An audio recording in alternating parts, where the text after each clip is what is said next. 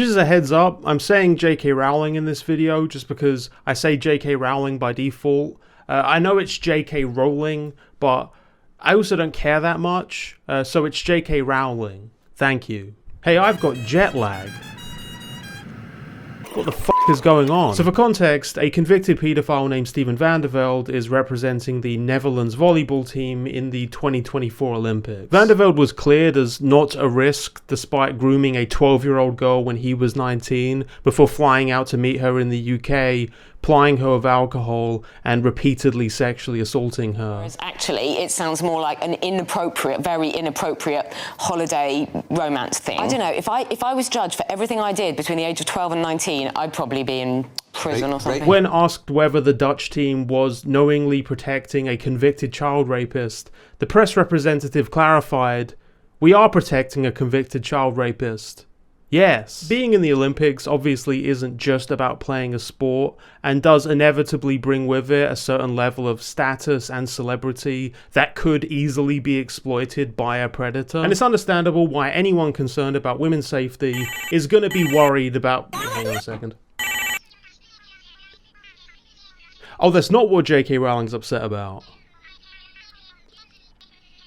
So there's Iman Khalif, a 25-year-old Olympic women's boxer representing Algeria, something she had already done at the last Olympics. And she is the source of the controversy after JK Rowling highlighted her trans identity, arguing that being assigned male at birth gave her a clear, unfair advantage over other hang on a second.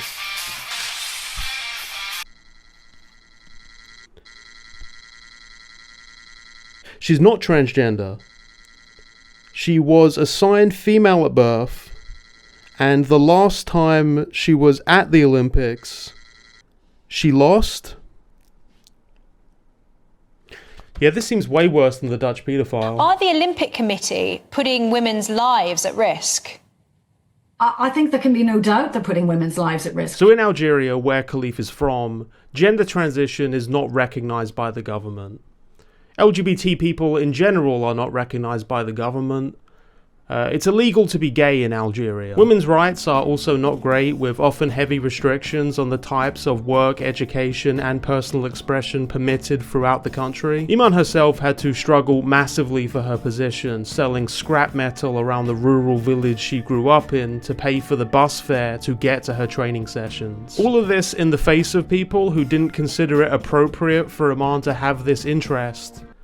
Because she was a girl. This is the person JK Rowling has decided to lead a hate campaign against. Not the rapist volleyball guy.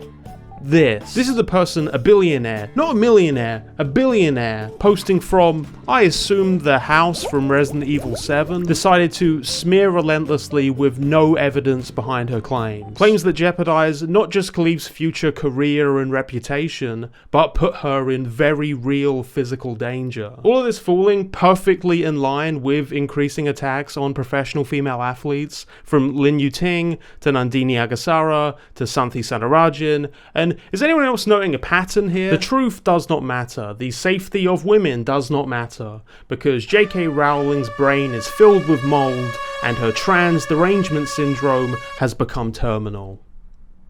Joanne Rowling, you are a vile piece of shit. You are genuine filth, and I really do hope you lose everything from this. You lying scumbag.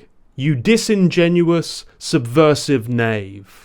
And when it is announced that all of this was due to the black mold infestation in your mansion, I will not forgive you.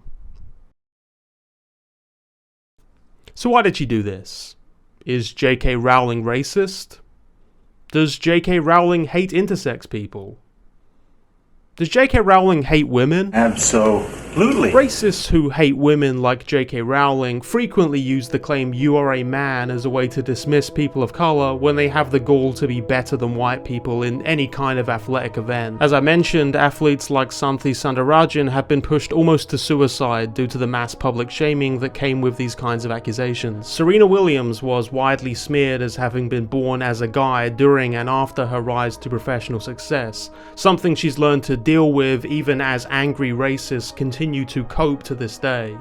And let me be clear that this has all been a tremendous cope. Iman Khalif has repeatedly lost fights throughout her career, including the last time she performed at this event, being beaten by Irish boxer Kelly Harrington in the 2020 Olympics quarterfinals. Another boxer who had also beaten her, Amy Broadhurst, tweeted out that she had a lot of people texting her over Iman Khalif. Personally, I don't think she's done anything to cheat. I think it's the way she was born, and that's out of her control.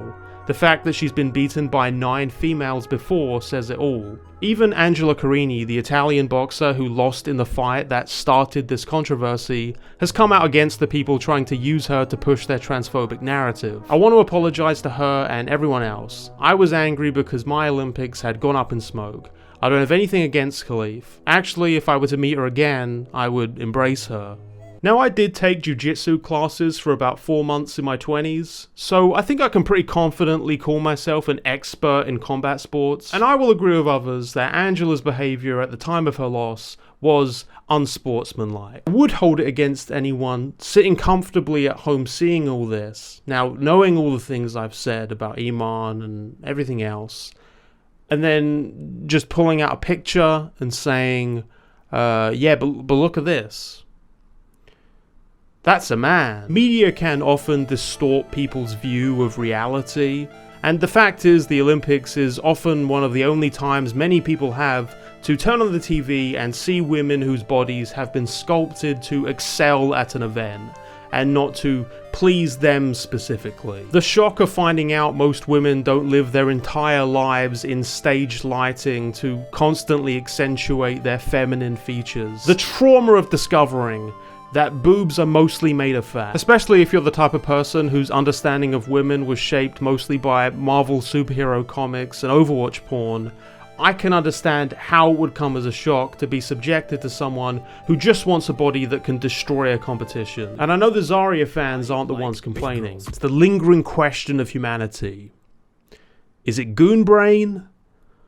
Or just fearing women in general? This is really what I think this situation has exposed to a lot of people, and it's probably the reason TERFs like JK Rowling have continued to double, triple, and quadruple down on it, because it just looks so fucking bad for anyone who claims to care about women or even openly call themselves a feminist to then turn around and try and destroy a woman's life because she doesn't outwardly present as feminine enough to JK Rowling, to be effectively indistinguishable from the opinion of a male incel.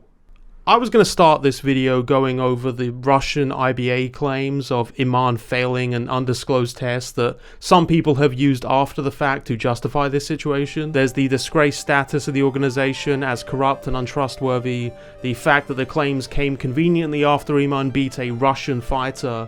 There's the fact that the IBA refused to explain the nature of the tests and seemed confused on what the tests even were. One IBA official called them chromosome tests, the president called them testosterone tests, and when the IBA pointed out the lab the test supposedly took place in, the agency said they didn't do those. When the Olympic Committee received notice from the IBA, they stated that from the conception of the test, to how the test was shared, to how the tests have become public, is so flawed that it's impossible to engage with. With all this in mind, do I think JK Rowling or any of these people actually base their feelings on the unverified claims of a banned boxing association that is unsure of what tests they even performed?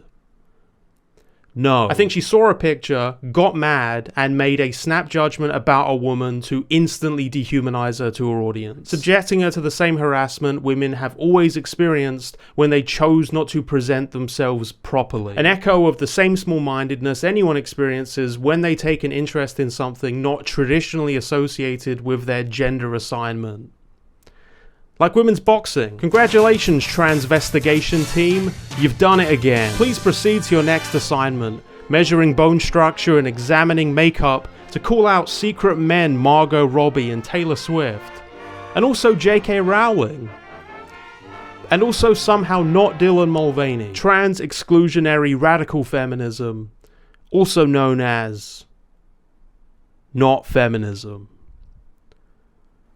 You know, this just ends with them protecting women by banning women's boxing, right? Even if we ignore the fact that Khalif was born as and lived as a woman her entire life, the difficulty of hiding a secret, deviant identity, especially given her country of origin, if we ignore her father offering to demonstrate her birth certificate as proof, if we ignore that Khalif has already lost matches to other women publicly numerous times, what's the best case scenario here? That a person with a platform of over 14 million people with no demonstrable evidence saw footage of a female boxer being beaten by another larger female boxer, saw some unverified claim of a genetic disorder, and then instantly decided to label that woman as a violent man who wants to beat up women. All of this to start a witch hunt. But I know something stronger than truth or evidence. Conservative grift. Grift. And you know it's a bullshit moral panic when Keir Starmer's Labour government is desperate to pander to it. That's just a little British joke there for the British. They really think you're fucking stupid. I am so fucking tired of this. And I'm not even trans. It's even been pointed out that highlighting this specific dumb as fuck moral outrage is in a way bending to the people who are completely deranged about trans people. And they're right. Responding to this whole situation just by throwing up your hands and saying, wait guys, don't ruin this person's life and maybe get them killed. This is a real, authentic, biological woman. Leave the violence to the other ones. It's kind of missing the problem. Maybe it's telling us something in itself that the literal demonization of trans people leads so neatly into an easy way to justify the harassment and abuse of women in general. And to be clear, I'm not using literally demonize in the non-literal way. As of me filming this, Iman had just shaken hands with her last opponent after they'd literally posted an illustration of Iman as a demon. The unfortunate fact is the mistaken identity part of this matters to a lot of people because they've just been so clogged up with lies and propaganda pieces that they struggle to have even basic empathy for actual transgender people. They already got told what trans people are by conservative grifters who understand there is more money to be made in stoking these feelings of fear and disgust than actually explaining the truth. Do I think for a second this video will get more views than man pummels women into submission in 46 seconds at Olympic boxing event? I mean, maybe. That video did kind of flop and was pretty dog shit even by the Quartering's usual sludge brain standards. They aren't just trying to live their truth. They are trying to ruin women's lives because, as I previously stated, they hate women. The reason, by the way, they're allowed to do this is because of women. This is a man who just gets the issues. Floor pisser. Women fought for this trans crap, and now they got to deal with it. Sorry, not sorry. You told men you didn't want us involved in this. You told men, hey, shut up and stay in your lane. You told men we were transphobic. I mean, look at this dude's arms. This is a man's arms. Women's arms don't look like that. But in general, you can see what really fueled all this. The financial incentive of big, outrageous headlines that pander to things people have already been convinced to fear.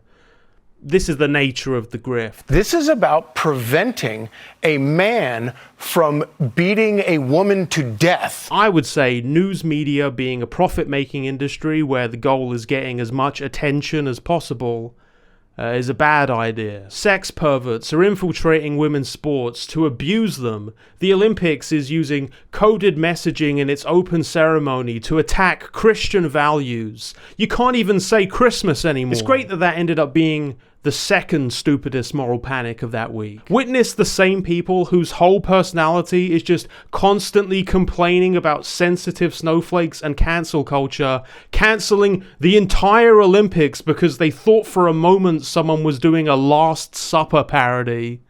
Which it turns out they weren't. The same single brain cell constantly firing off about woke mob, woke mob, woke mob, woke mob, and some fucking glitter and body paint is enough for a month-long meltdown. Again, you do not need to cry about it for a year when your screen is exposed to someone you can't jack off to. Your constant edging is a problem, and it's destroying us as a family. The capacity of people to easily accept gaslighting is hilarious. You know, I mean, it's like, are we back in COVID once again? Is that what's going on? I did want to make an extra note about this specific controversy. Thomas Joly, who choreographed the Paris Olympics opening ceremony, was pretty clear that the central inspiration was a painting that depicted a feast of Olympian gods and not the Last Supper, which makes sense since it's at the Olympics, and also Jesus is not blue. Dionysus is the Greek god of festivities. The piece was called Festivities. He's also the god of fertility. He's surrounded by flowers. He also fathered the goddess of the Seine River, which is in Paris. The point is, you can see what he's saying, but it is also a long table setting where everyone's standing on one side, which, in fairness, is kind of the only way to do it in a show like this. But either way, people have an immediate reference point, and it's probably going to be The Last Supper. I am sure that most people involved did not balk at the idea of the scene referencing an extremely famous piece of art, even if it was secondary. And I'm sure producers and promoters would be happy to jump to referencing the thing people are way more likely to know. All this to say, nobody should feel the need to apologize for or flatly deny that they think the thing resembles The Last Supper. A lot of famous historical art pieces are religious pieces, and even modern art frequently references religious works even subconsciously. Here's a Deadpool 2 poster recreating the creation of Adam, where instead of God touching Adam, it's Josh Brolin pointing a gun at a bisexual sadist in latex. For some reason, people didn't care that much. The church doesn't get a copyright on people celebrating on a long table. And also, I kept looking for the original source of that producer quote that supposedly contradicted Joly, but everywhere just kept pointing back to an article on The Wrap, which doesn't give a source. I would like the source, please, OP. I've always had these contradicting thoughts in my brain that, to some extent, are why I have the channel that I do. One of those thoughts is just the people are dumb speech from the first Men in Black. Why the big secret? People are smart. They can handle it. The person is smart. People are dumb, panicky, dangerous animals, and you know it. Maybe people as a collective are just panicky and irrational and are liable to just go along with the first narrative that suits their panicky, irrational fears. Maybe sometimes people just can't be convinced or educated about anything. So just reinforce the people who agree with you and relentlessly mock the dummies. Another part of me says, the guy who made that speech was a cop. Of course, people can be reasoned with. I would like to be reasoned with. Imagine me doing the Steven Universe Beanmouth and, it's like, oh, we're all friends. Usually I try to let that part win, to the point where my career is trying to explain myself and my weird thoughts to other people. More and more, I want that part to win. The part that says healthy dialogue and meeting people where they are aren't just circle jerk phrases for people with no spine about anything, but really mean something and are worth pursuing. But people have been really fucking dumb lately. Here in the UK, the country has been swept by a series of riots fueled by anti-immigrant and in particular anti-Muslim sentiment after a series of stabbings across the country. This might lead you to believe that the lead suspects in these incidents were Muslim immigrants. They were not. One was born in Wales from a Christian family. Meanwhile, posting from a resort in Cyprus, English Defence League co-founder Stephen Yaxley Lennon tried to stir up more rioting with more tweets that a Muslim had just stabbed 3 women in Scotland. It got 29,000 likes, 2.1 million views, and no, it was also not a Muslim. He did also later accidentally post a screenshot of his Muslim tax advisor telling him she could no longer represent him, and it was funny, but the riots are still taking place. At time of filming this, I think they just got done attacking a group of what they were told were asylum seekers, and were actually emergency NHS nurses. You can't convince me this isn't just the same guy copy and pasted. I don't ever want to just flatly dismiss people's calls to listen to their concerns, listen to their fears and their rage. Democracy, in concept, I agree with it. I think we should listen to people, see what their issues are, come to some kind of solution. But when these are the things the rage and the fear are justified by, questions arise. And if it's not immigrants or Muslims or that one group that, you know, you're not even allowed to say who they are, like you can't criticize them, you can't even mention them. It's Jewish people. Just, like, he's talking about Jewish people. Then it's transgender people. I get that most people are just getting on with life and aren't going around rioting over fake stories. But sometimes I do feel like the world has been overrun by people who have been Pavlov's dogged into a mad frenzy when there's any mention of gay, Muslim, transgender immigrants in an endless loop. The 2024 Olympics are just another example of that. Every day I wake up and there is another psyop. There is only psyops, and it's ruined gaming. I keep going back to the thought that even if we assume every conclusion about Iman people jumped to was true, if she was somehow an assigned male who'd managed to disguise herself for 25 years to fuel her desire to beat up women, it would still actually just reinforce the idea that trans people don't have the automatic advantage in sports. Iman could most likely beat the shit out of 99% of people attacking her, but her record is far from spotless, and that's in the exact type of sport people would instantly jump to as an obvious example of men having an advantage over women. The outrage doesn't even make sense if it was true. I need you all to be better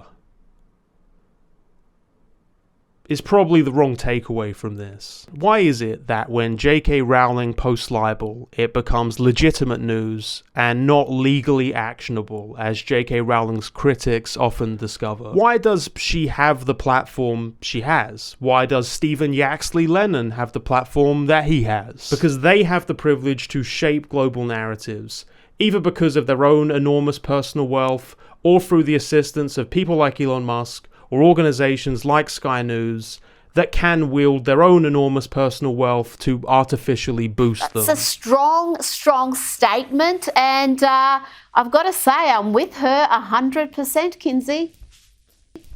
What I'm saying is, Elon Musk shadow banned me on Twitter, and this is the problem with society. Please follow me on Blue Sky. When you're someone like JK Rowling, you will never have to concern yourself with the real material struggles of someone like Iman, or any somewhat normal person. Rowling's wealth is so great that she can completely detach herself and alienate everyone around her through her freakish fixation with transgender people.